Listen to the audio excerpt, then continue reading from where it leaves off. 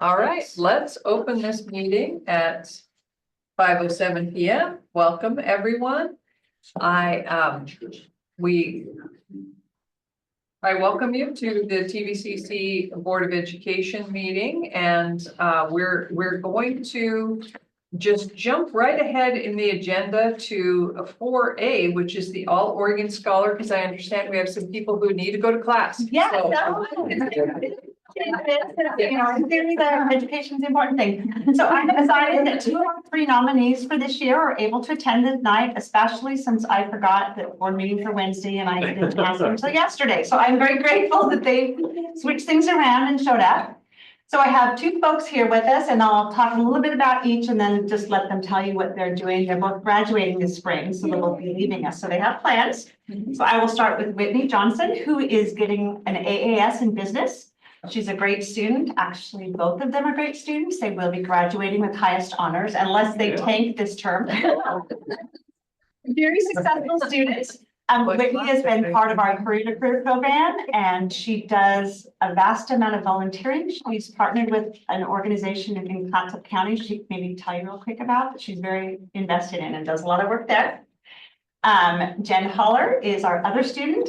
Paul and I met her 2 years ago at orientation. We actually sat with her and had Mexican food while we listened to music a couple of years ago. She is interesting in that she works at our Portland Zoo. So she is connected that way. How's the elephant? How's the baby elephant? Oh, I love you. That's her. I know what you're saying. Sorry. She's science or natural resources. Now that's it. Natural resources. She's been dual enrolled with us in OSU for the last year, so she's great. Credit to them both.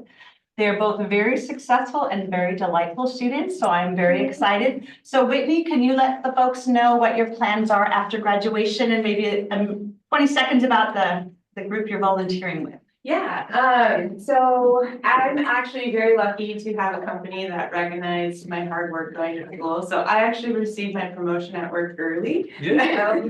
So I'm hopeful just to continue to grow my career and, you know, hopefully see more promotions coming. The organization that I volunteer with, I'm the president of the Oregon Women in Timber Clatsop County chapter. And one of our big things is every year we host a dinner and auction and award ceremony for the 6 local high schools in our community and the 7 natural resource programs that they have. So this year, I think we're able to send each program 25,000. Oh, wow. Wow. Yeah, last year we sent them 20,000. Oh, that's great. Wonderful. And be able to attend the meeting, the luncheon with us in a couple weeks. So on Friday. Great, so great. Yeah. Nice. Well, Well, wonderful. Yes, thank you guys, and it's a wonderful school to go to, like, it's been a joy, so it So could be glad. really rough and it's not, so. She even passed accounting with Michael Wise and flu. So she's the one, she's the one.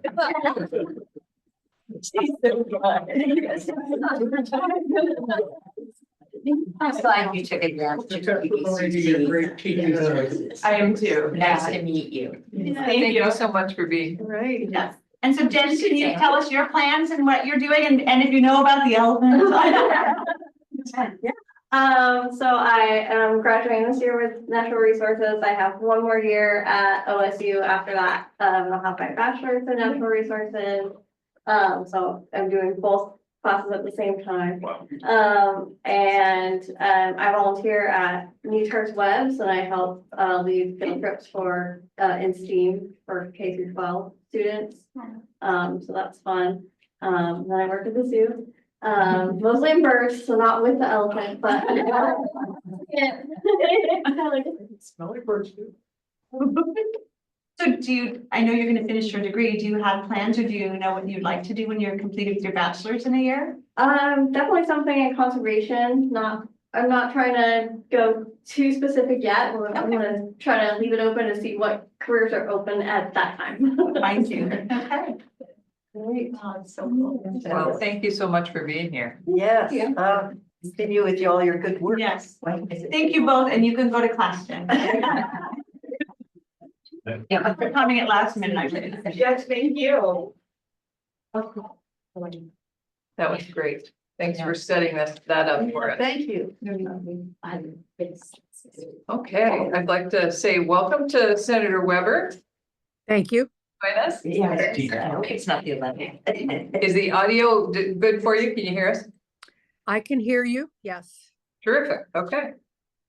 Well, we are going to jump into the agenda, item 1, and acknowledge our guest who just left. Okay. It was a pleasure to have them. That was great. And we'll move into Got the, another guest over there. do we? Yeah. Oh, Sorry. Yeah, right. And Ron. Oh, welcome back, Pat. Well, Pat, welcome, and I just want you to know that I was delighted to see that you had filed to run for this board. And Me as well, Pat. Thank you. oh, we got Tamara on line. Yes. Hey, Tamara. Yeah, because Pat's running for Tamara's position and he is Yep. opposed. So it's just a matter of time before we get to serve with you, Pat, and we just couldn't be happier about it.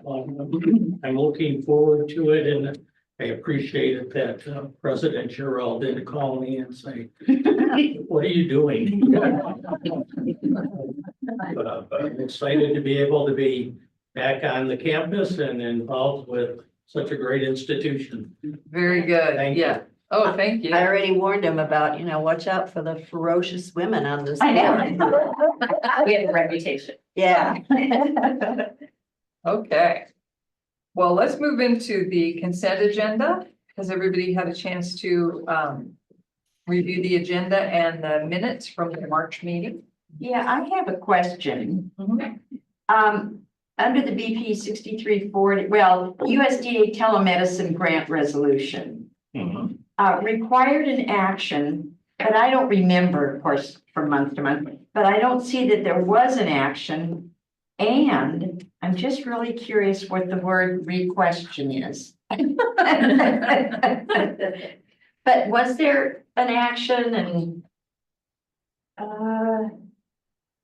Let me go back and look really quick. There was, you adopted a resolution, Okay. I believe so. Yeah. That should be added to the minutes.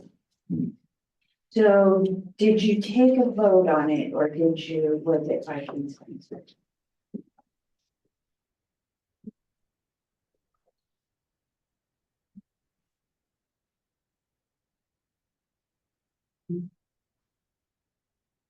Well, sadly, none of us remember, Lori. I'm trying to get there. New business. Okay.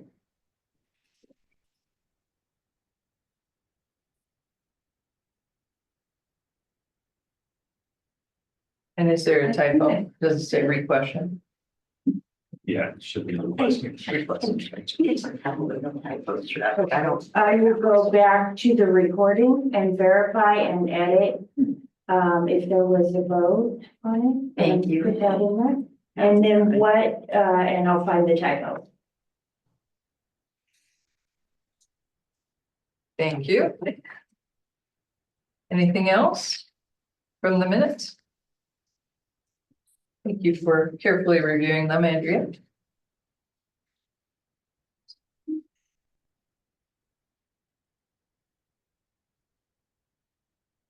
Anything else we want to say or ask about the March minutes?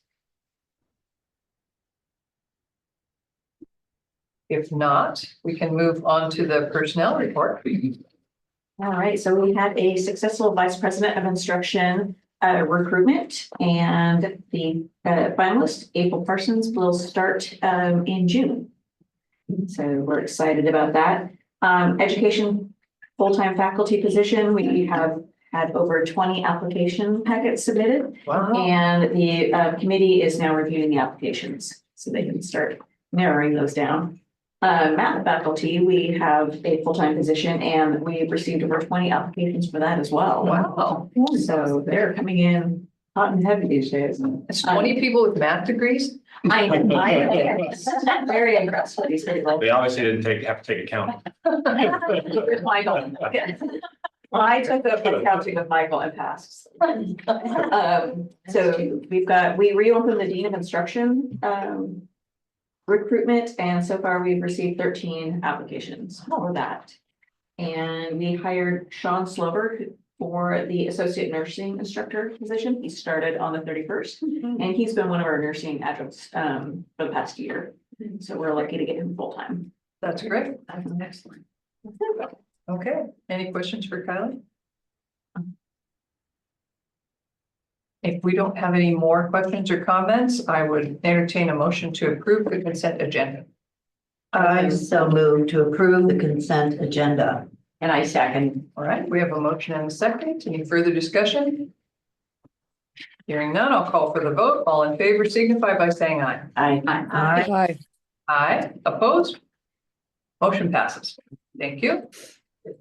We have an opportunity for public comment. Available at the beginning of the meeting is an opportunity for the public to comment on any issue within the jurisdiction of the Tillamook Bay Community College Board of Education. Would anyone like to make public comment at this time? Everyone should take accounting classes. All right, duly noted. Thank you.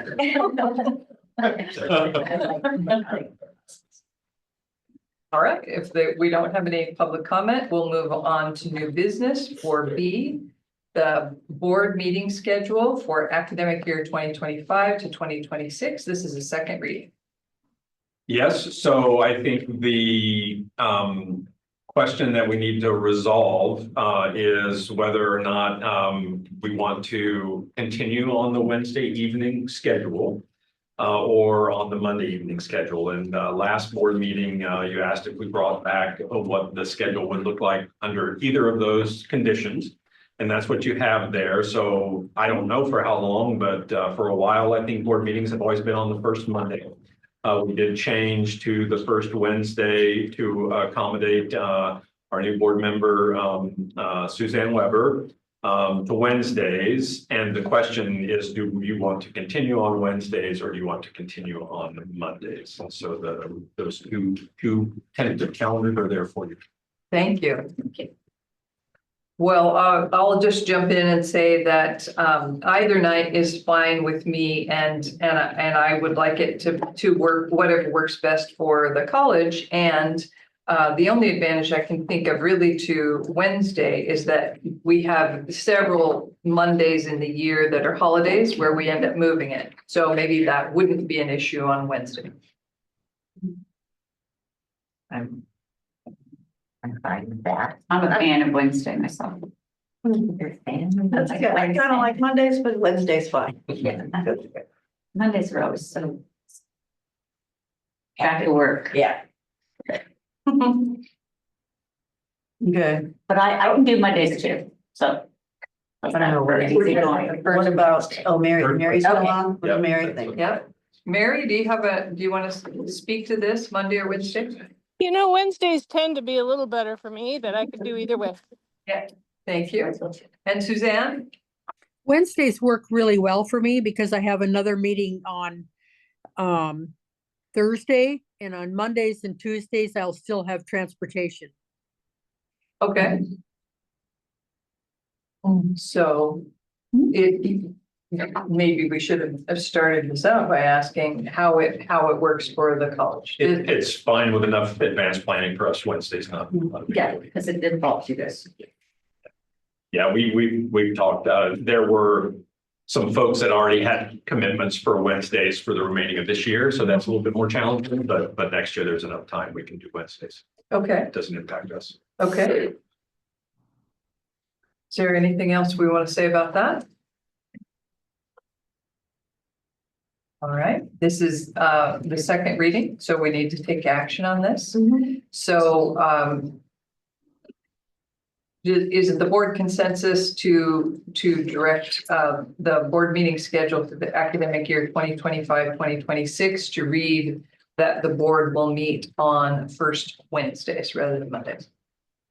I will make a motion.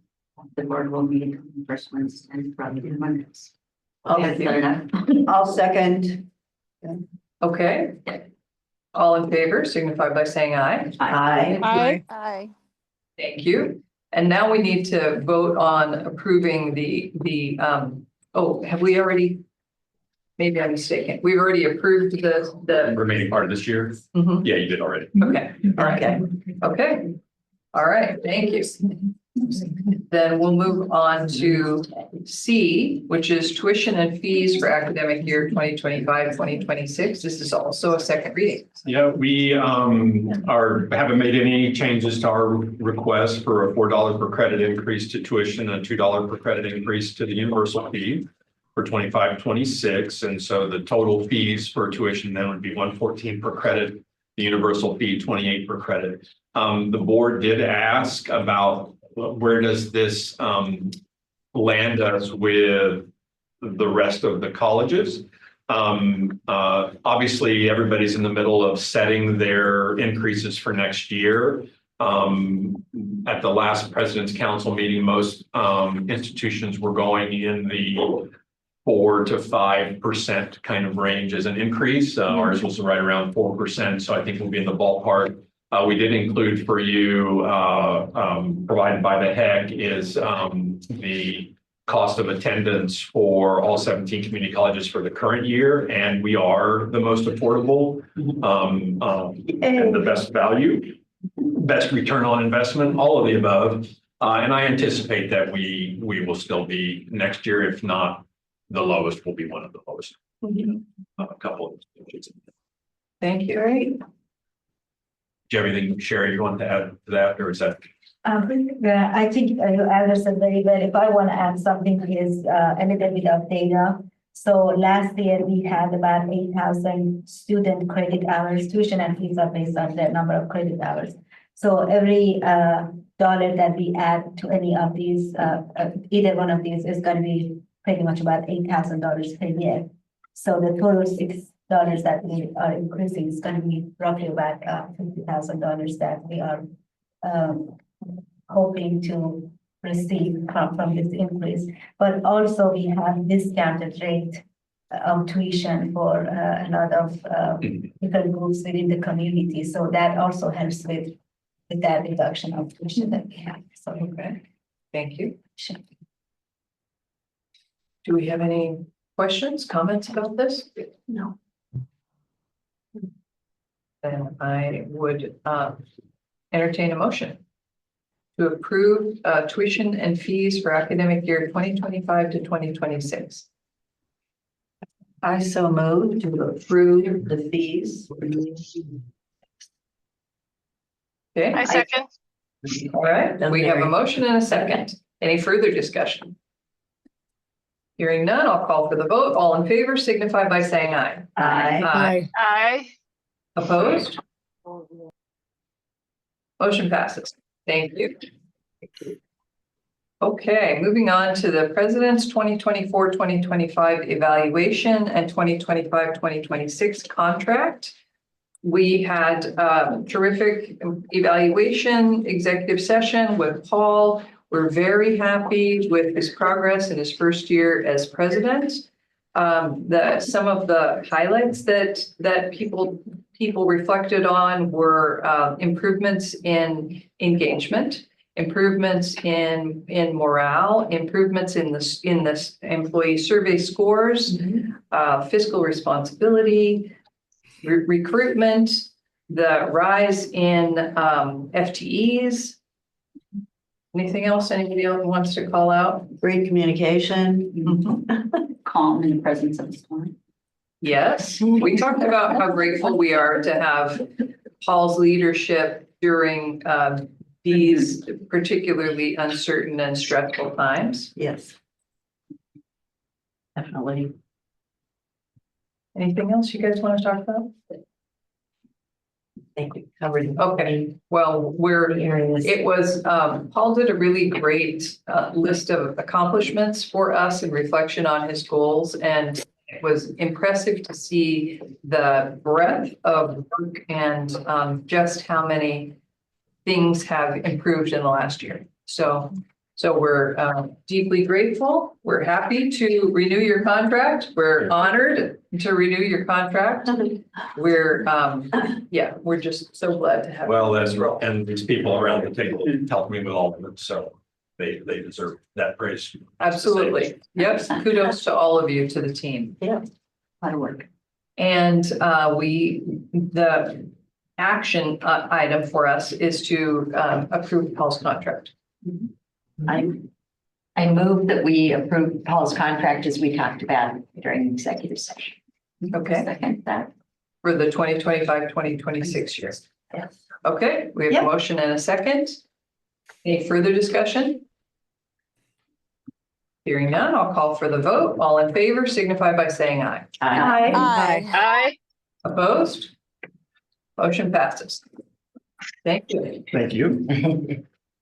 All right, and then we'll move on to the legislative session update, and I'll turn it over to you. Yeah, well, I feel awkward giving this with a legislator on the, there, I might sound foolish. I just want to, a couple of things. I mean, I think things are moving along, very well, both at the state level. It does look like from a fiscal point of view and a priority point of view, the items that were priority items for OCCA and in support of community colleges are also favorably reviewed upon by the state legislators. So I think that we will see good funding coming out for the biennium. I worry about, as we mentioned before, the uncertainty of the future with you know, looming recession potential there and whatever. But I mean, all we can do is plan accordingly for that. And it looks like the legislation that proved problematic to some of where there was some language that was a little problematic for some of us on the administrative side of the community colleges. Looks like that's not going to move forward with the intent of working together to revise some of those bills to make them a little bit stronger from the beginning, right, to meet everybody's needs. I don't know if Suzanne, if you want to, not to put you on the spot about a legislative views or not, but you're closer to that work than me. If there's anything that you think is relevant to the board that you might want to mention happening? Well, I had, being on Education Ways and Means, we are spending the next 2 weeks, especially with HEC. Yeah. And analyzing all of their programs and looking at the budget and what is going to happen. The thing that we have all been questioning was the Benefits Navigator program being taken out of the governor's budget. And so there are several legislators that are trying to see if there isn't some way we can work around that. Ben Cannon has told us that you as community colleges have always had the power to make that happen, but it still would be nice to have the funds to be able to make sure that it happens, especially in rural areas. And so that's what we've been talking about recently. I would remind Mr. Cannon, Suzanne, that is it was a funded mandate. Yes. It is still a mandate for us. And Yes. this, even though we certainly have had the ability to be able to hire whatever, that's a mandated position for us. And I would say it is an incredibly valuable position for us. Yes, it is. And we're finding that across the state, that is incredibly valuable, especially to our small communities. Yeah. Today we had a bill in education concerning well, of course, now I don't have it here in front of me, requirements for staff, education requirements. And it's been pointed out that the requirements for staff at the community colleges is higher than for the regular state colleges. And so there is a movement to be able to either eliminate those requirements or to make sure that our big schools are honoring them. And so, it could possibly, if they get rid of that rule, make it easier to hire staff at the community college. faculty may not have the same requirements as they are necessary right now. So that's something that we're also going back and forth with. And you could probably weigh in on that. Yeah, so that particular measure, so there are a few places where the ORS treats community colleges disproportionate from Right. four-year. Stricter rules. Yeah, different set of rules. One of them is around curriculum approval, but the other one is around setting minimum requirements for faculty. The language for most transfer disciplines for community college faculty is that it requires a master's degree in the discipline. And so the state sets the minimums for us. For four-year institutions, it's all local control, and they can set it whatever they want. The issue is not so much with the faculty that they hire to teach their students. It's the faculty that they approve to teach in dual credit that this is that this really has a broad implication for. They have much more ability to just approve whomever to teach dual credit, regardless of the training of those individuals, and we're still required to have our dual credit instructors have master's degrees in disciplines, which is much harder in a rural community where most of our high school teachers don't have master's degrees. Exactly. So that's what we've been going through. We have a couple more weeks of heck yet. Yeah. So Great. Well, thank you, Suzanne. I also would like to comment just a little bit on I guess it's not really legislative session updates, but updates with the federal government, just for implications, right? Since we've met before, there's been a lot of action at the federal level to lessen the power and authority of the Department of Education at the federal level. I would say the implications to us so far are really just about adding more confusion to an already confusing operation for many of our students. With changes and cuts in staffing, it will certainly mean less service to our students and to us as we work with the feds around financial aid. So I'm sure that will have an impact on our students ultimately moving forward. There has also been movements most recently in the state from the federal government that TRIO programs and Upward Bound programs, which are programs that are designed and funded by the Department of Education to support low income and first generation students, that states have to stop spending money on undocumented students in those programs, despite whether they meet the criteria of being first generation or lower income. And the language that came out most recently did target Oregon and California for having TRIO programs and Upward Bound programs that did provide services to undocumented students. Of course, we don't have a TRIO program here and we're not impacted by that. And I don't think our high schools have Upward Bound programs that I'm aware of.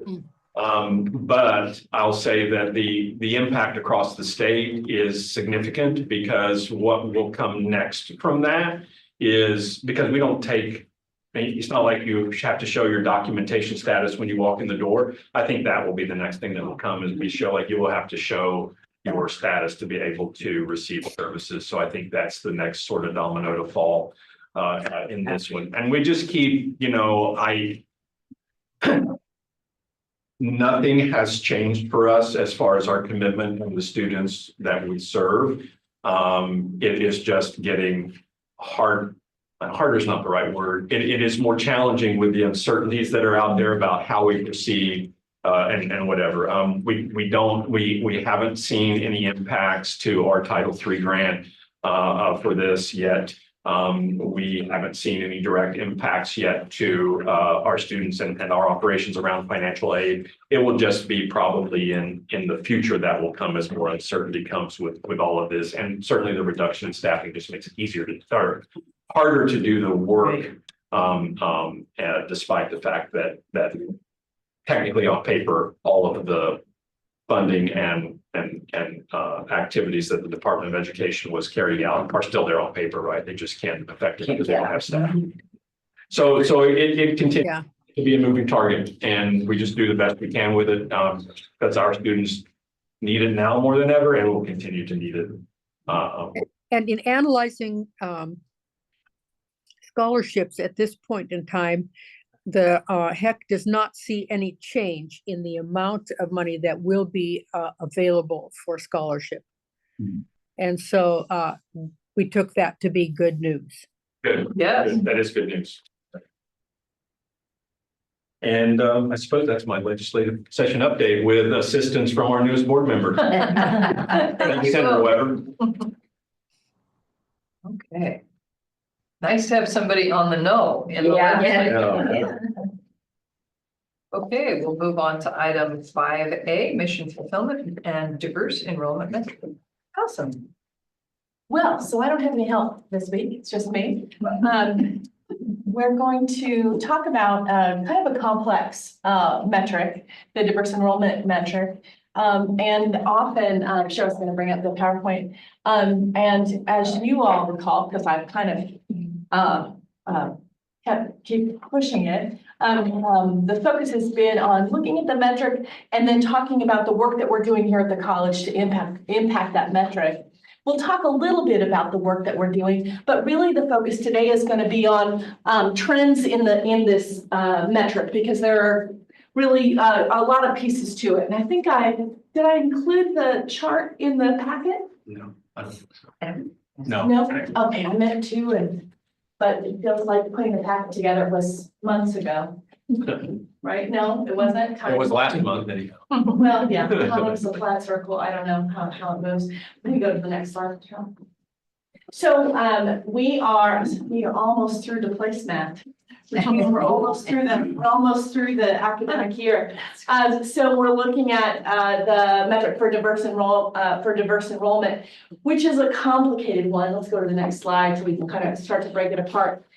So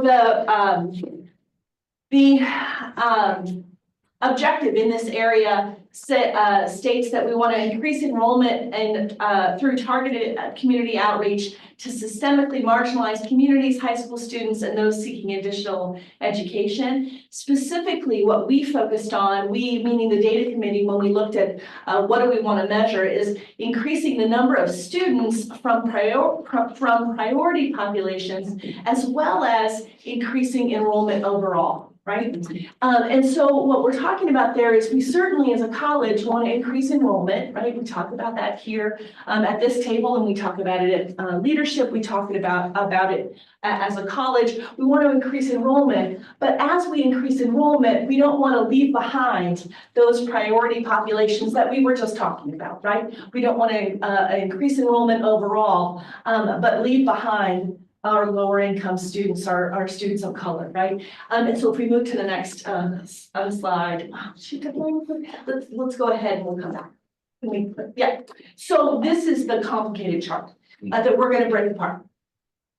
So what this chart tries to do is to show the increase or the change in enrollment over time, while also looking at change in the enrollment of these priority populations. And so we'll break it apart and look at the different components. So let's go back. Yes, I'm making you work, Cheryl.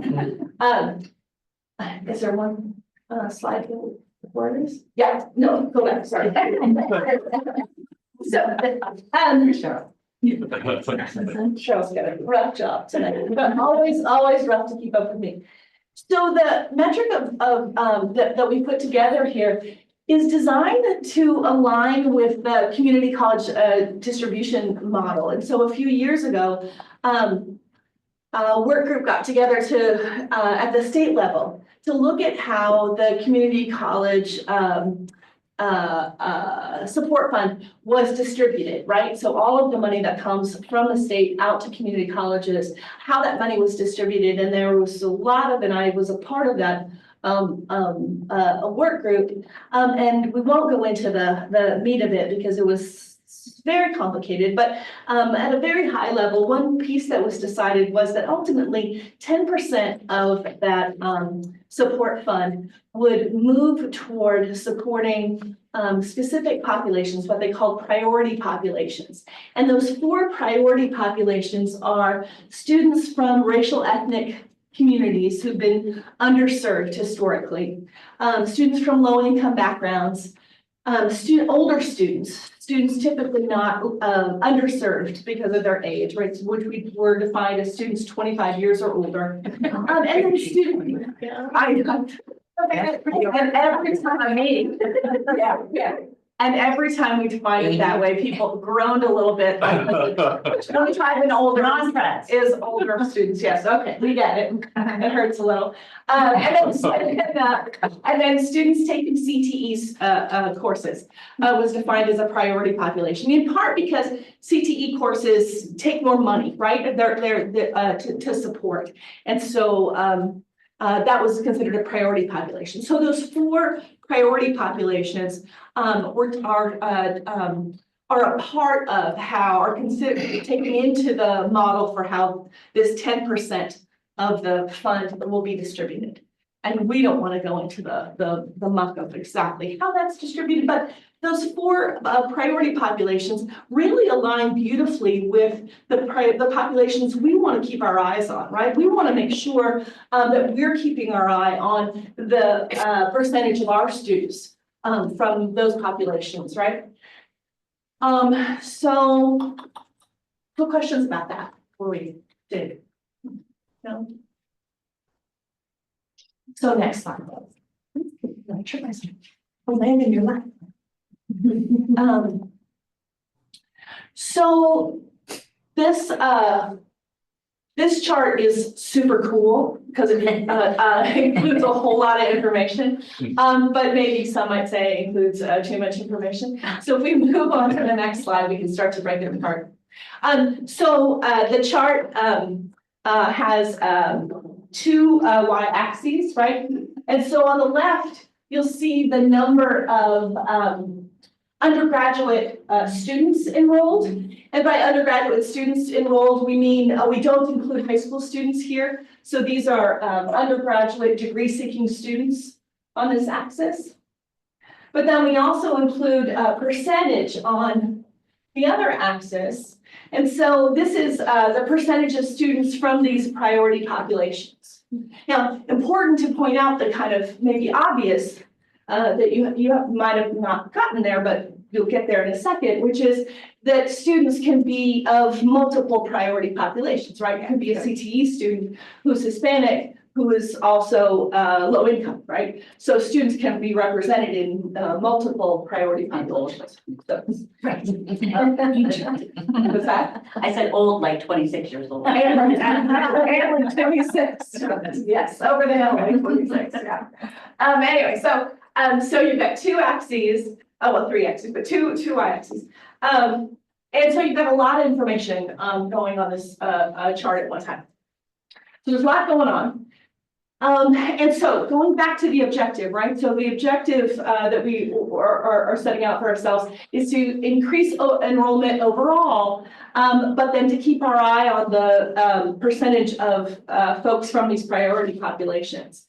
And so this includes data for the last 6 years, the overall number of undergraduate students. And so the pattern here is not one that is one that I think won't surprise folks, right? So we have everyone's favorite pandemic, right? So the one that we all lived through. Nobody here lived through the Spanish flu. Right? So this is, the one we all lived through. But then we see we increased right back to where we were before, right? We popped right back to the number of undergraduate students that we've had before. And we've been pretty flat since then. And so our goal is certainly to increase the number of undergraduate students. But gosh, it would be great to get over 420. We've kind of flattened out. So that's a kind of a mini goal or something we want to keep our eyes on. We really, who knows what maximum or ideal enrollment is for us in terms of undergraduates. Paul's probably got a figure in mind. I wanted to think about, once we open the second building, like, what's the sweet spot, you know? It's probably a conversation that we want to think about. But increased enrollment is certainly on our mind, right? Next. But then we want to think about priority populations, right? So this first one is the enrollment of students 25 years and older.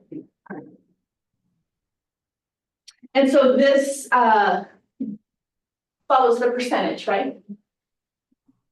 Okay, so that has nothing to do with the number on the left, right? Or the numbers on the left-hand side. So interesting that the percentage of, and maybe not so, or maybe obvious, right? But that during the pandemic, we saw an increase in the percentage of older students that enrolled. And then it dropped back to about 50%. About 50% of our undergraduate students are over 25 years or older. But there's a reason for that, right? I mean, that's because I don't want to steal your thunder or whatever, but, oh, these are 25 years old. Never mind. Oh, yeah, no. So students that were graduating seniors or emerging seniors in high school, they disproportionately chose not to go to school waiting for this pandemic thing to be over. Right? And so that's why I think you see that percentage go up. It's not like, it's because the other ones went down. The other ones went down. Yeah, Yes. that's what I'm saying. Yes. Yeah, because it's a percent, yeah. Totally makes sense. Yeah, no, very smart. That's why you're the president. That and many other reasons. Yes, exactly. The other piece we want to keep our minds on, and you know, and we could track each of these. And I do, and sometimes we probably do want to look at these not just as a percentage, but also as a number, right? Because thinking in terms of demographic trends, the number of high school graduates, the number of students coming out of high school at 18, demographically, that number is flat, right? There aren't going to be more as a percentage of the population in Tillamook County. There isn't going to be an increase in the number of those students, right? So if we as a college are going to grow, it isn't going to be because of high school graduates. It's going to be because of these 25-year-old students, or, you know, or 20-year-old students, or, you know, students returning, right? Adults returning to high school, or to college rather. It's going to be because of that population. It isn't going to be because there's going to be a baby boom and we're going to get more of those students. So important to keep our eyes on that. Students receiving a Pell Grant. Now, we track the Pell Grant because we use it as a proxy for family income. Students receive the Pell Grant because the income for their family is below a certain amount, right?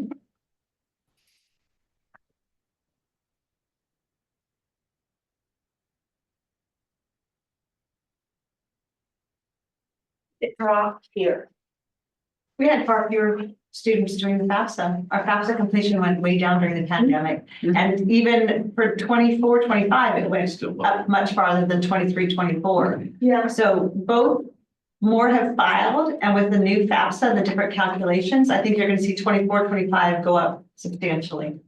Interesting. Yeah. In terms of percent Pell eligible? Yes. Oh, okay, great. Yes, more of them applied, and then more of them, the way they calculate is different, and more of them are eligible. Interesting. Yeah. Yeah, because we have no reason to think that incomes have changed in the county, right? Not. That's not, that is what it is, right? So it's yeah. Thanks.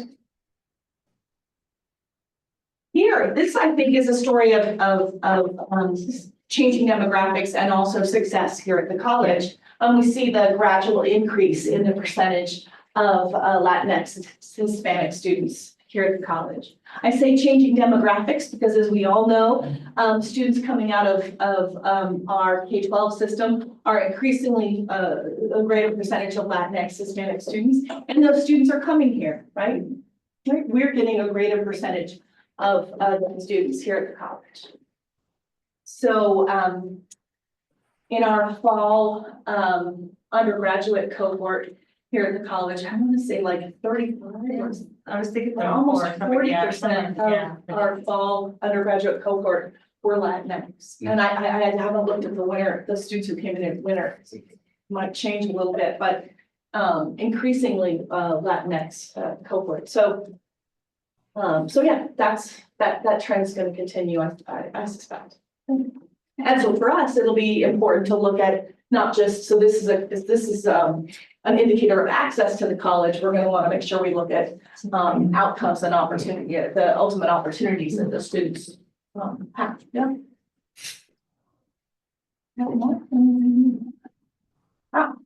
And students majoring in CTE programs. Now, important to point out that the way that the community college support fund looks at CTE priority populations, they look at any student taking a CTE course. What we're looking at is the number of students who major in CTE. So it's a bit of a different metric. But this is important, right? Because, and I'm not going to go into the super nerd of it, or we're not going to dive super deep, but what we're seeing is, there are a few factors here, but what we're seeing is both fewer students enrolling in some of our CTE programs, despite the fact that we have the nursing program starting here in 23-24, right? So that's an additional, what was it, 16 students here, right?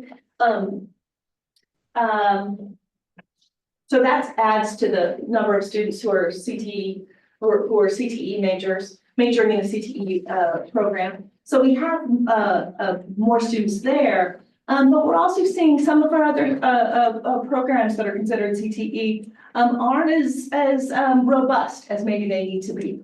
Right. We also had a couple of programs that moved from CTE to transfer programs as well. So that kind of sucked those majors into a different category.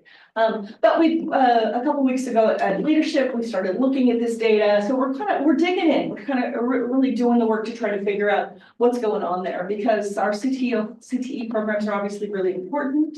And they may not all of them, and this is really questions for instruction, and for our faculty, and for program review. We've got to really dig in and kind of figure out what's going on there, because they may not be, all of the programs may not be functioning as well as they maybe need to be. Is that the best way to put it? Yeah. Yeah. Questions?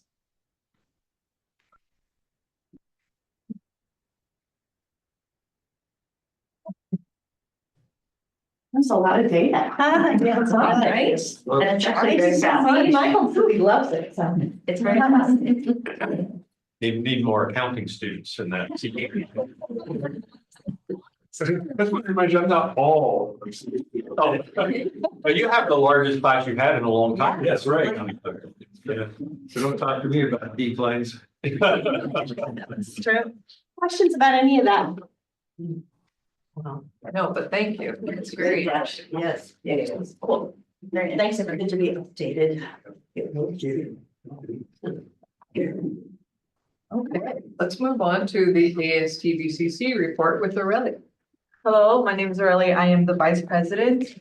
So for ASTBCC, we had a couple of events we just participated in. The first one was yesterday. We had the Idaho high school students travel all the way to Tillamook. Wow. Yeah, it was really exciting. We had a couple members help out with some stations. We had some healthcare, all our like degrees that we offer here. We had like a little table for them. We also did the spring welcome event yesterday. If you guys came into the front office, we had a little table with puzzles, swag, raffles and other stuff like that. So it was fun to participate. And also we did have the annual TBCC cornhole tournament. I went with to represent ASTBCC with my friend, and we lost. Pros out there, which I did not know. It was a lot of fun. We saw the president there. He was doing pretty good. Did he win? No. for some tips, but he didn't give me anything, so. Upcoming events, we do have we want to invite all of you guys. We have 2 events, which are the Mother's Day Paint Night. It is Thursday, May 8th. If you guys want to come, Mother's Paint for free, so it's letting you guys know. It's a free painting plus bonding, and we're also planning to host another game night on May 14th. We did this a couple weeks ago and it was actually a hit. There were so many families who came with, their little siblings or their, children, which was fun. I know that when we went to advocate, we said, how could we help, the community or K to 12? I think inviting this and like inviting the kids to our college lets them see what they, what's around the campus and stuff like that. That is so smart. Thank you. Thank you, President. Yeah, I think this game night is another thing we're gonna try again for the students here at TBCC, and it was a hit too. Next on the list is the Tillamook Estuaries Partnership. We're gonna advertise on behalf of them for community involvement. So like any opportunities during April, we'll be helping them out. And yeah, that should be it. I know. Some list. Thank you, Aurelie. What is the date of the game night? Game night is May 14th. And then paint night's May 9th. May 8th. Yeah, it's a Thursday. Gotcha. And both of those are here. Yes. Both of them are on. They have to check their schedule. We should have something on May 18th. No, May 18th. It's Sherry's birthday. Yeah. We'd like to have an event that we all. We'll have our birthday. Cake. So thank you, Aurelie. I wanted to mention that I saw Aurelie last week at a Juntos event where she was volunteering as a mentor to high school students. Do you want to talk about that? Because it was awesome. Yes, I participated in the ROV program that we have for Latinx students from all various high schools like Nestucca and the Tillamook and Neocani. And I was just a leadership. I was there to help make sure students were on task. I was in the group with my brother. You can imagine how that went. I'll think him around like my mother, but yeah, it was really fun to watch the students. Like I grew up going to Tillamook High School, and I would have never thought. I told myself, "Oh, I'm not too smart.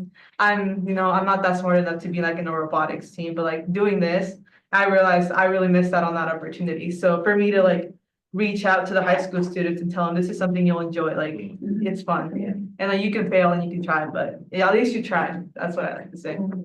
It was a fun activity, and we did get to our RVs to go into the ocean. One did, which is so fun to watch, and I was like, oh, it was incredible. Yeah. That's great. I was really looking forward to hearing the outcome because I was there on the second day when they weren't ready to go in the water yet. All of them went into the water and all of them passed through the obstacles.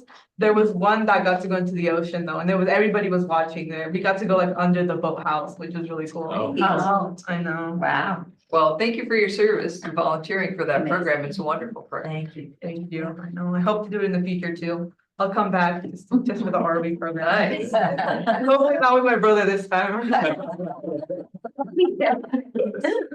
That's awesome. Thank you very much. Thank you.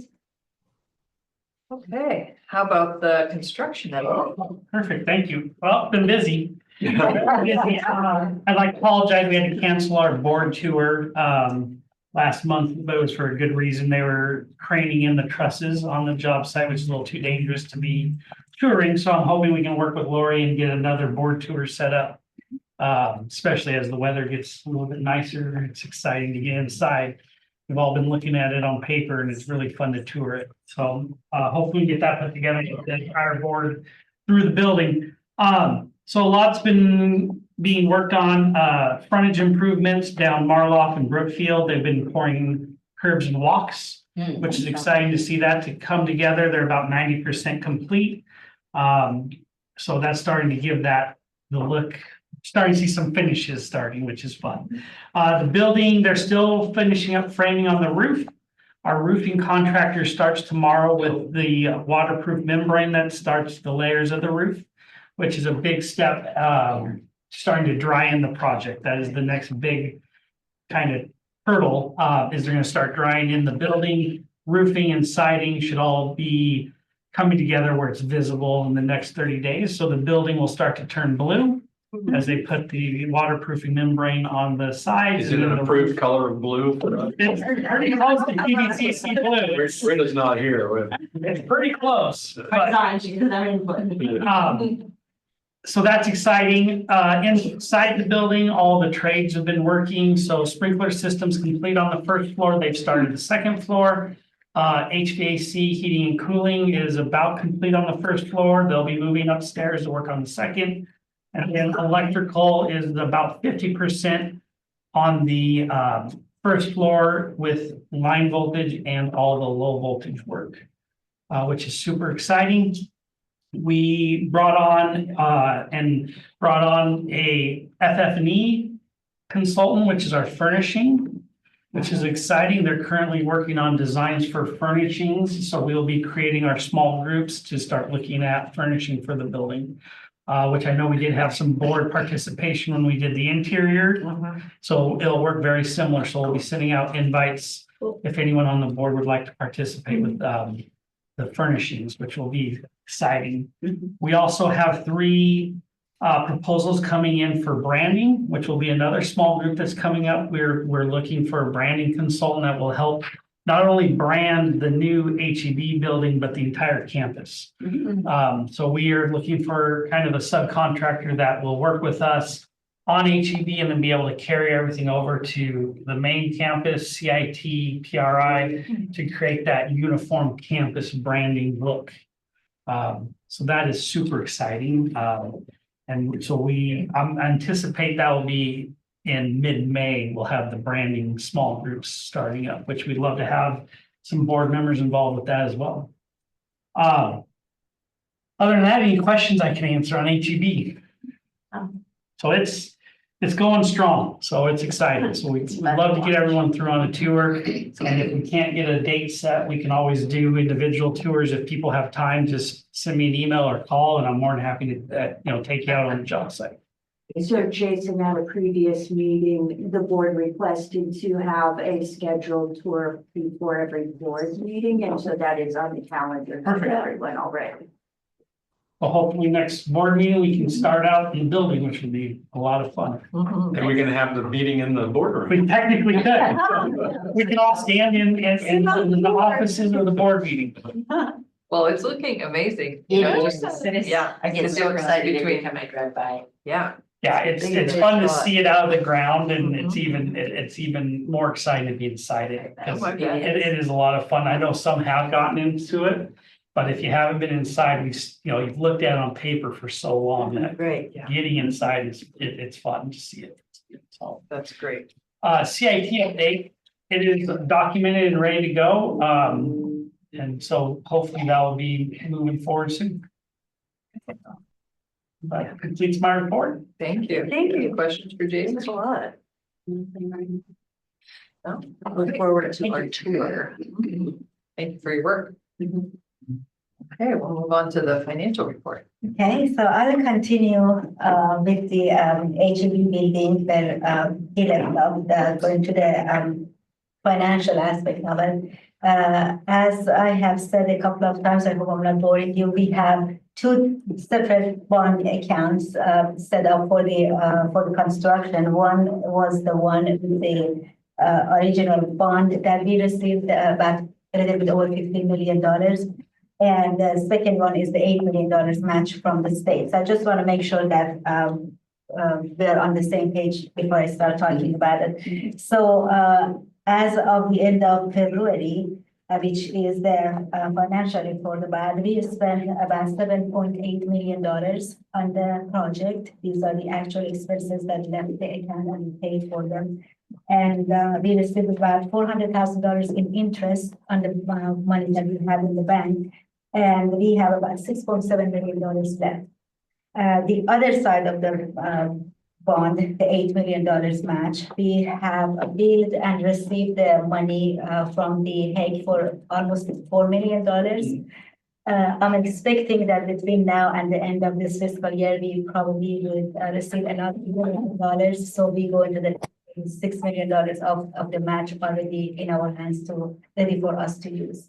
And we keep it in a separate account and collect interest on that account. So that's what we do with that. Going to my regular financial report that you already have a copy of it. I'm not gonna go over the beginning fund balance. We know that this has been happening for a few months now. The state, we received 3 payments for this fiscal year. I still expect to receive 1 more payments of $1.1 million. That would conclude the money that we received from the state. We have received almost $1.5 million from the property tax. I don't expect much money to come our way for obvious reasons. November and December are the months that we're gonna see the bulk of the payment. But I'm hoping that we will see some small residual payments coming in to come up to what we budgeted as a revenue. But still, I think we're going good there. For the tuition, we don't have the winter tuition in this calculation, so we have about $800,000. I'm pretty sure with the winter tuition, once it's received and for we will reach our budgeted amount that we have. And the same thing with the fees, we're gonna receive some more dollars in the fees because the tuition and fees for winter are not in these calculations. I'm not gonna go over the smaller amounts. I'm gonna go directly to the expenses. Just as a rule of thumb, I want to see, I have to take your accounting class too, to see how it is. But for us accountants, is that rule of thumb is that you want your expenses to be less than the percentage of the year completed and the revenues to be more than that percentage. So for end of February, we are about 67% of the year is completed. And most of the expense lines that you see here are spent less than 60%. And that's good news, but also it's not a true picture because we don't always spend everything in equal increments in every month. So there are some months that we have larger expenses.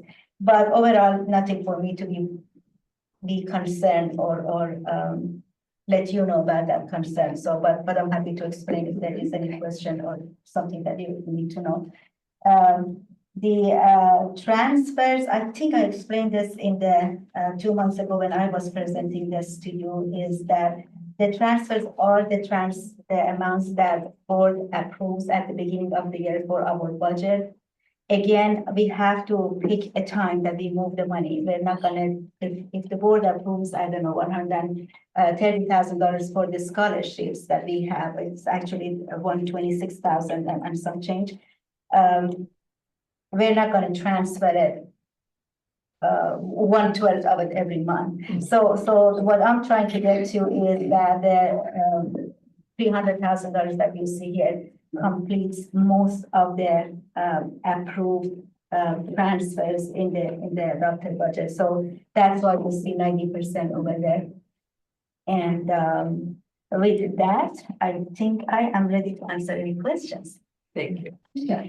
I'm interested in the fact that the fees were 155% over what we had budgeted for fees. Yeah. Why is that? Maybe we're charging too much. No, no, two reasons. Part of it is that I started in November of last year and busy with cleaning the books and getting the audit done. So by the time that I started working on the budget, I didn't have much time to dig into what was going on in the past. So basically I used the amount that was budgeted in the prior year. But the two factors that should have gone into that consideration were that, or maybe the one big one is that because of the 2 nursing cohorts that we have, they usually have higher course fees. And again, for me being new and not have enough time to dig into the things, I wasn't thinking about that. So I didn't factor it in here. But in terms of spending the fees, we have should I go deeper into that? No, what that, we've that, spent? that answered my question. I Oh, just, okay. yeah. Yeah, so it's in a a budget. combination of not budgeting that Sure. correctly and also the increase in the tuition and fee that wasn't factored in that. And you may have already answered this question, but the beginning fund balance was $1,800 and the ending was $3,300. We got a lot of money in. So the beginning fund balance, you're talking about the $1.8 million, or am I missing? On February 28th, it was 1,800. Oh, yes, 1 million. Yeah, I'm sorry, but million. And then down here, it's 3.3 million. So that's a lot of. So Funding came in. the beginning fund balance is that saving that we have from the prior year. Okay. And the reason that we have more than what we budgeted is that we had a bunch of positions that they weren't filled. Yeah. There were a bunch of faculty positions, some positions in my office, including my own position. So because of that, we had more ending fund balance as the end of the prior fiscal year, beginning of this 24-25 fiscal year. So we had more money to start. And then the difference between how much revenue we received and this 3.3 that you are referring to is that some of our revenue has been received in big chunks, like for example, our property tax. Okay. And the state that pays in 4 or 5 different increments. So some of those have been received already, and we still have 3 more, actually 4 more months, because it's end of February. 4 more months of expenses to go through that we haven't done that, haven't gone through that yet. So that's why we see the 3.3. But actually, I was doing some calculations today because I'm working on the budget for the next year. And I'm thinking that probably can go into the next year with $1.6 to $1.8 million also of fund balance. And we usually want to have at least a minimum of 1.2 to be able to manage any financial hardship that may come to. So we should have that much saving in there. Did I answer your question? Yeah, thank you. Sure. Any other questions for Sherry? Suzanne, any questions for Sherry? No, it's a good report. Thank you. Good, thank you. Yes, thank you, Sherry. All right, great, thank you. We'll move on to the president's report. Well, I'll start with kudos first. I'm thankful I didn't have to give a financial report. After the ridicule that I received from my chemical friends and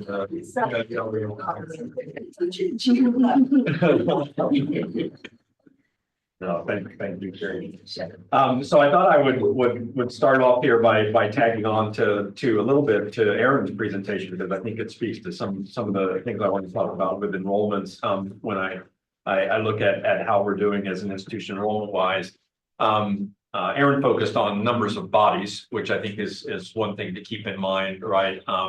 We often talk about enrollments when we're talking about it as an FTE, so they're not always the same or equivalent. And, you know, depending upon how things fluctuate, you know, in terms of credit taking behavior for students, they don't always track equally. As far as enrollments looking for the year, and sort of our trend that we've seen over the past few years, in 21-22, so for that academic year, we were at 503 FTE, I think, or something like that. That was the year that we had we had cookies that had 500 on them because we had 500. And then we saw it increase a little bit, I think 513, and then we jumped up to another number I can't remember off the top of my head, but last year we finished 23-24 at 577. I had reported previously to you it was 550, but that's because we made a mistake in one of our I don't remember what happened, but anyhow, it's better than if the mistake was in the right direction.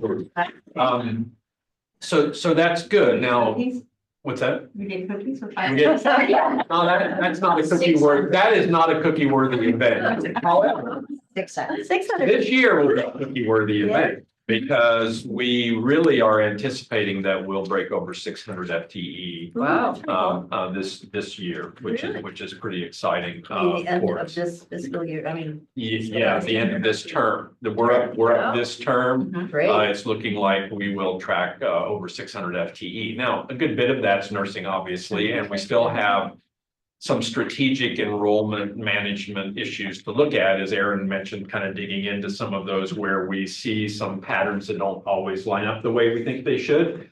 We need to look at some things.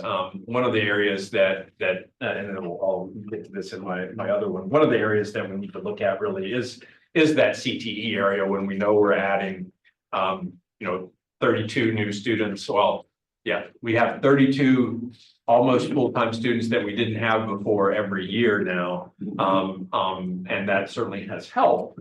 But we also want to look at where else can we be looking to try to meet those needs. So look forward to that. We will have cookies when we have 600.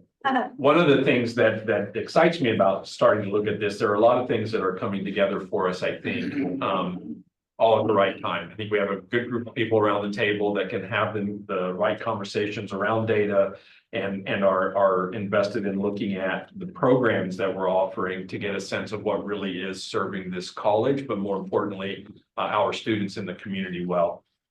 That leads me to kind of my next topic on here, which is the rural guided pathways. And I don't want to belabor this too much, but I think this is really a few of us went on to the First Institute middle of the month. And some of the highlights that were there, I mean, we will put together a presentation for you all once we get a little bit more solid in how this is going to impact our work plan moving forward and how it might impact the programming at the college. But I want to mention a couple of things that really sort of jumped out for me around this. One is that what is refreshing about this, and I think it really has invigorated a lot of folks on campus, is that we are really going to be looking at our curriculum and our programming with the end in mind. And the end here is really about addressing generational poverty in Tillamook County and our adjacent areas. We are looking at the programs we offer based upon the return on investment for students in terms of giving them increased livelihood and upward mobility. And that really hasn't happened before, right? I mean, we think, oh, you want to be a this major, or you want to be a that major. And we have, advisory boards that might say, oh, we need program X. Well, do we really, right? How many, what's the living wage for that? Does it give you a living wage? How many openings are there per year? What are our students taking on debt for, right? So we're going to be we're going to use this institute that we're part of over the next 3 years to really help us answer that question. What is the portfolio of offerings that we should have? And then work our way backwards to make sure that we have the programs that can lead to those sustainable wage jobs and upward mobility for our community members. And then we're going to be making sure that community members have access to those programs. So they're going to be tightly aligned with high school so that students can move from dual credit programs, the high school programs, into our programs. We're going to have it tightly aligned with our GED and ESL programs so we can take some of our students that haven't had the opportunity of education before, that they have pathways into that. And then, of course, looking at our other populations in the area to really do that. So I think that's really what excites me about this, and I think has invigorated my team around this, is really trying to address that issue and do this work. This will be our strategic plan for the next few years, if I can say so, because this is the strategic work we need to do for the community. So I can't, I look forward to being able, as we get a little bit further down the road here with this, to present this to you so you can see it more, what the vision looks like 3 years from now or 4 years from now, and then what would be our work plan working up to that. So we'll be working on that over the next few months to kind of sketch that out for next year in particular. So I think that's the other piece that really jumped out at me about this, and I think a couple things, and I'll tie this kind of in with Aaron's piece there. So I don't know if you noticed the percentage when you were looking there. She took out the high school student. That's about 45% of our students. Oh, Give and take. Half. Half. So half of our students, right? And we really, I mean, I hate to say it, we don't really treat them like our students very much, right? I mean, they're kind of an afterthought. It's, we haven't been really had a strategic plan in the high schools about getting them engaged. And I think in part that's why we don't see a lot of our dual credit students coming to TBCC as a first choice place, right? So some of this work will really allow us to do that. And I think that while Aaron's right, the enrollments in high school are going to be flat. I hope that our share as a first choice college of those students is going to grow, right? So I think we have work to do in that area. We also have work to do in the Latinx community, and which is a growing population, as well as just our non-traditional or adult students, all those old people over the age of 25. So it really is exciting work and moving forward for that there. The only other thing that I want to mention, a couple things here. I just put some notes, things that we're working on in OPC. We have another meeting tomorrow, as a matter of fact, all day on Zoom, so that'll be fun. But our issues really are around, similar related, some of the things that have been going on probably for decades in this state, centered around transfer challenges community college students face when they transfer to four-year institutions, adequate funding, developmental education reform. I mean, these are things that we've been working on. I've been working on pretty much my whole career, it seems like, and so trying to make some headway there. And we do have good partners with state legislature on moving some of this work forward. There, I do want to mention the state legislative summit. This was March 5th and 6th. I had a blast, and what made it a blast wasn't necessarily the board members that went, but that was fun. It was the students that went. Aurelie went, Riley went, and I mean, I shouldn't be impressed because I know we have good students and these are high quality caliber students, but I was very impressed with you, Aurelie and Riley as well. And not only, I mean, were you mature, appropriate, interacted perfectly, you were just fun to be around. I mean, it was I had fun. I hope you had fun. And I think I made one cry, but we won't talk about that. Aurelie did make one of our legislators cry. Good. You get the award. Yes. Yeah, that's good. But it was meaningful. And, another highlight of that for me was getting to see our students interact with Senator Weber. Yep.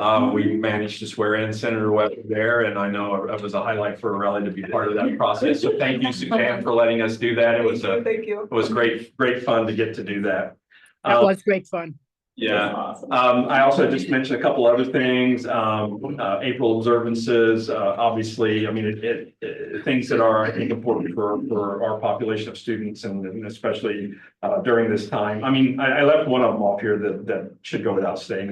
April is Community College Month, but I should have put that one on there, so shame on me. But it is Community College Month, and so to get to highlight our programs, whatever, is really fun. But it's also Sexual Assault Awareness and Prevention Month, the month of April, and I do want to call out because I do feel that it's a population of students that continues to be faced with some stressors that they shouldn't have to, and that are members of our LGBTQ community.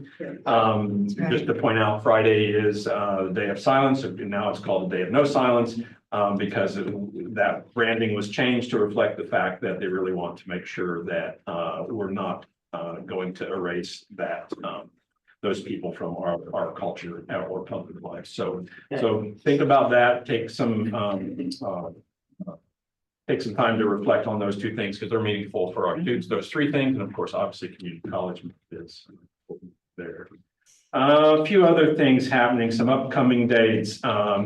Let's see, I don't have everything written down here that we have, but I know we're going to do grilled cheese. Some of you came for grilled cheese last year. The Big Cheese Grill will be open again on April 17th. So Jason and I will be grilling up some grilled cheese. Is that right? I could be wrong.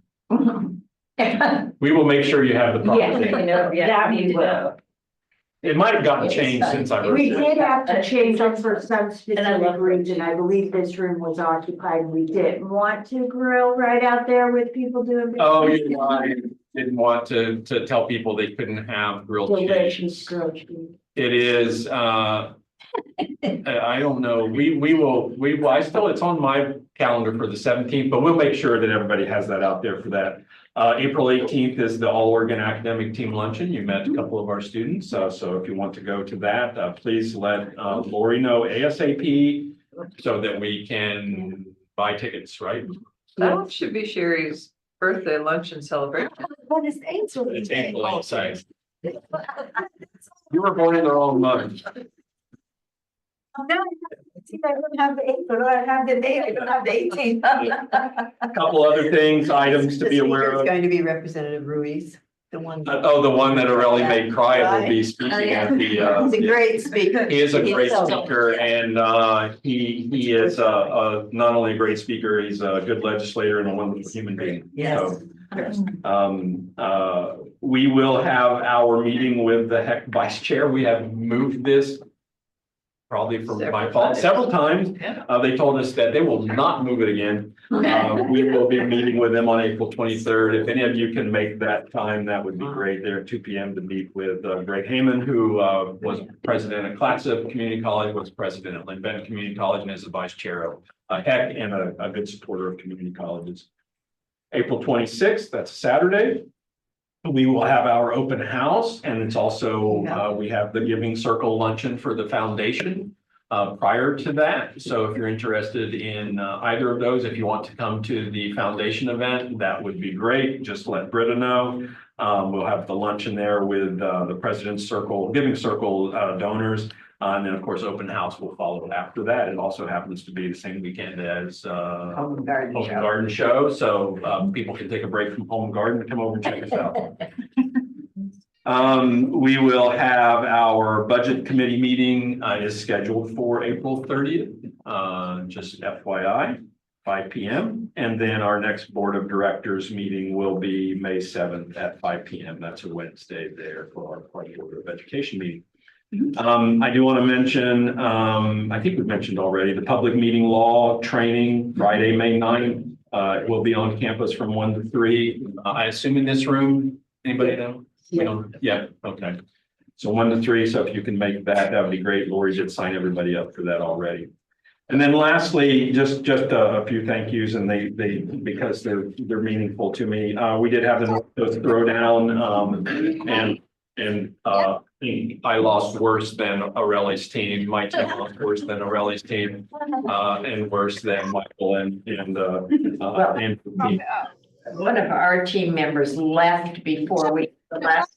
Oh, did you have to forfeit? Sorry, Michael. So thankful to everybody that worked to put on that event. And if you came to that event, it was a lot of fun. Also, thanks to the student services crowd and ASTBCC welcome day event yesterday. That was a lot of fun. I was late coming to work, and I got here about the time the Idaho crowd was leaving. Students getting on a bus that had come from Idaho to come visit. So that was a lot of fun. We are It was amazing. deep in it was amazing. We are deep in the middle of budget preparation work. Working pretty hard on that. Moving forward. And then lastly, I do want to thank the board for their support of me over the past year and a half. It continues to be my dream job despite its challenges. But I also do want to say that all of the work that we could do here, I'm just one piece of that. These folks and many others really make that work happen. So the praise really goes to this institution as a group of people that are dedicated to our students. And so I'm happy to call them colleagues and to call you all my boss. So thank you. Thank you for the opportunity to do that for another year. Yes, thank you. Thank you. All right, thank you so much. Any questions for Paul, comments? Hearing none, we can move on to board member discussion items. Any of my colleagues have anything you'd like to bring up at this point? Just basically the All Oregon Academic Team, that happens on the 18th. And I went last year and it was so moving, so mind-boggling to hear these students talk about their experiences. It was so good. So if anybody has a chance to go. I would like to go, Lori. I'll send you. Yeah, I decided not to go this year because I've gone, I think, 3 years or 2 years in a row. You can't go again. It's in, what, It's in- Chemeketa. Which is The old campus, which Yeah, is the it's- wine yeah, Oh campus. my God, yeah, the wine campus is beautiful. They will not be wine served, Helen. They sell their wine. Well, they sell it They there. sell them. I mean, I suppose you could hike one under the table.